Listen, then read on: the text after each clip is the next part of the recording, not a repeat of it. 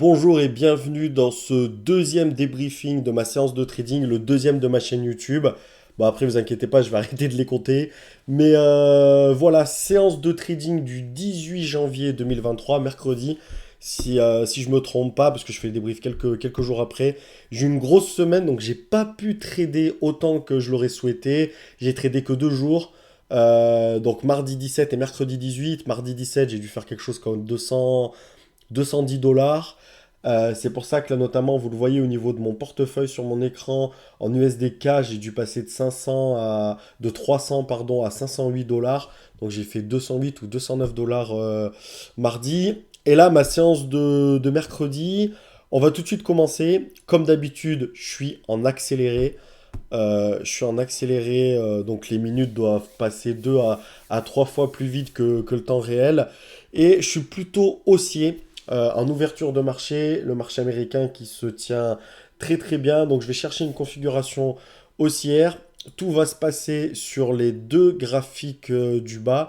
Donc dans un premier temps, je vais trader l'action, je vais me positionner sur l'action Tesla qui est ici donc en bas à droite. Et dans un deuxième temps, il n'y aura que deux trades aujourd'hui sur l'action PNC qui, elle, est en bas à gauche. Alors, comme je l'ai dit, je suis haussier sur le marché américain. Donc, j'attends une configuration haussière. Il y a Tesla qui ouvre à ce niveau-là, ici, autour des 136,50 $ en gap haussier. Donc, j'attends une configuration. Là, c'est qui me fait penser à un gap and go. Donc, qui fait qu'elle va continuer sa tendance haussière. Donc, le fait qu'elle redescende, en plus, j'aime bien. Que dans un premier temps, elle descende, elle parte vers le bas, vers son cours de fermeture de la veille pour remonter. Je trouve belle configuration en gap and go, le marché est haussier, donc je suis plutôt confiant à ce moment-là. Je la prends autour des 135,19 $, mais boum, très rapidement, petite pause, très rapidement elle me donne tort, donc clairement, si elle cassait ce niveau-là, c'est ce qu'elle a fait, donc en dessous des 134,40 $. Si elle se casse ce niveau-là, pour moi le scénario n'est plus valable, et du coup je sors très vite, donc c'est une position, je vais rester quoi, 3-4 minutes en position. Et je perds dès le début de séance 78 $, à peu près 80 $. Il n'y a pas mort d'homme. JRM, c'est une toute petite perte. Mais voilà, on a des niveaux. J'ai des configurations dans ma tête de Gap and Go. C'était bien parti. Ça m'a très vite donné tort. Donc on insiste pas plus que ça. C'est d'autant plus frustrant que le marché américain était plutôt dans une bonne vibe à ce moment-là, était plutôt haussier. Donc j'avais raison sur la tendance globale, mais en trading, c'est bien d'avoir raison sur la tendance globale, mais encore derrière, il faut avoir les bonnes actions, celles qui vont suivre le trend. Et malheureusement, Tesla, c'était pas le cas. Mais ça fait partie du game, donc voilà. Ensuite, je vais me positionner donc pour mon deuxième trade. Je vais attendre ouais, une 20-25 minutes à peu près. Et je vais me positionner sur PNC. Alors hop, je vais me mettre directement au bon moment de la vidéo. Hop,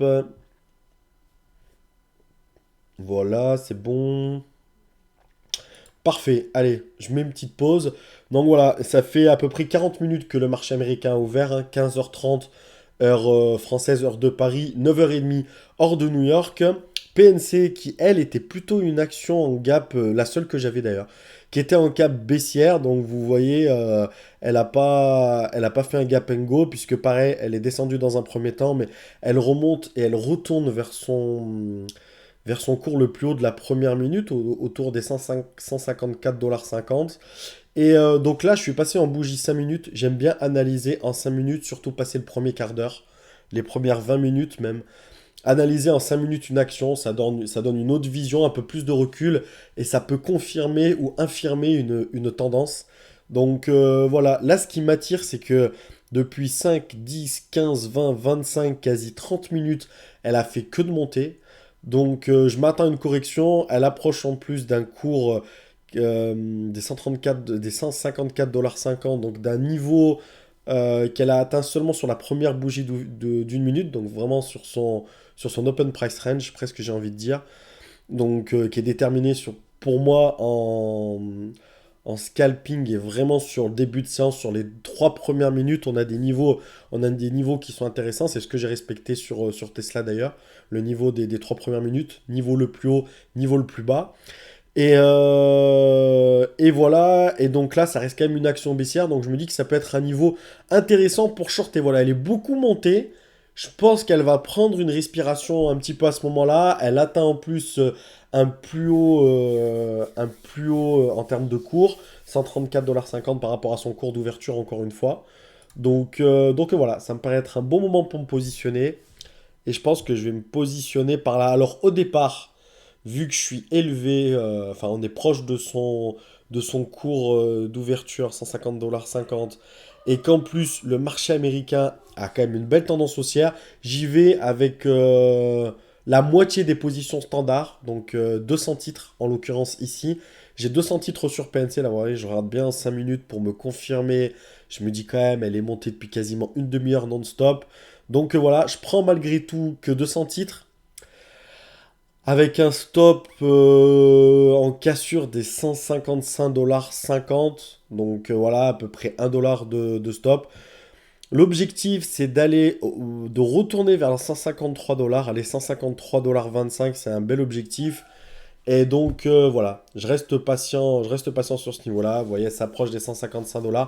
Je m'affole pas. Je me dis que dans ma tête, il faut pas qu'elle dépasse les 155,50 $. Elle peut casser un petit peu les 155. Elle est passée au-dessus de son open price range.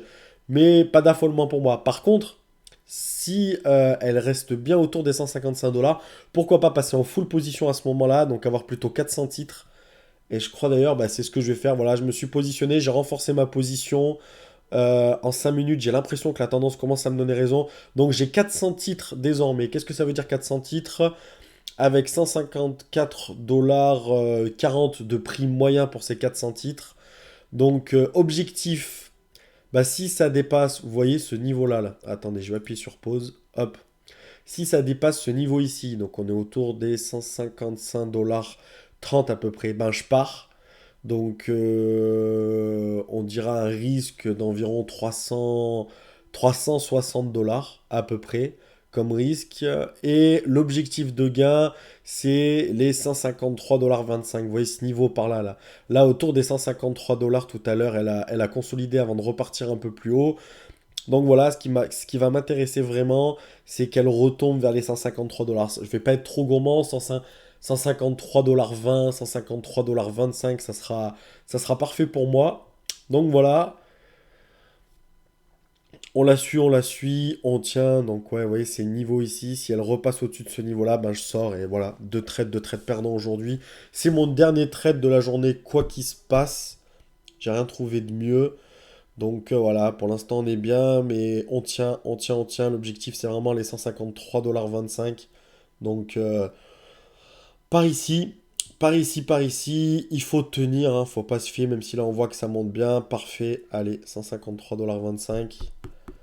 Elle y va, elle y va. Et là c'était 155,25 $. Voilà, ici on voit un petit peu mieux. Donc voilà, vraiment 360 $. Et un trade, un trade parfait, presque, j'ai envie de dire, parce que je pense que je le prends à un bon niveau. Et du coup, je fais 380. Hop, ah oui, pardon, je vais remettre. On va mettre une petite pause. Hop, donc voilà. Et donc, un trade où on a fait 381 $ de gain. Donc, franchement, parfait. Un beau trade, risque-reward 1 pour 1. C'est vrai que je suis plutôt agressif sur le marché américain. Des fois, j'ai des 1 pour 2, voire des 1 pour 3, mais c'est plutôt rare. Je suis plutôt en 1 pour 1. Et donc là, voilà, je risquais à peu près 360 $ pour 380 $ de gain. Donc, par rapport au risque management, trade validé. D'un point de vue technique, trade validé, même si c'est pas les configurations techniques que je préfère.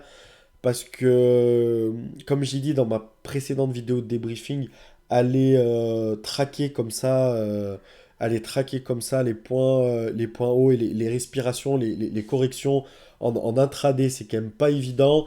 Mais bon, j'avais une certaine confiance par rapport à ça. Le marché américain également était haut et je pensais qu'il allait corriger. Donc voilà, les deux ont une corrélation positive et du coup ça a fonctionné. Tant mieux, belle journée, 279 € de gain, mais en dollars, je suis à 303 $, hein, c'est ça, hein, 380 moins 78. 303 $ de gain pour la séance du 18. Je pourrais malheureusement pas plus trader cette semaine, donc j'ai fait moi une semaine à 512 $ de gain, quelque chose comme ça. Donc voilà, merci d'avoir regardé ce débrief, et je vous en ferai d'autres la semaine prochaine sur mes séances de trading. Merci.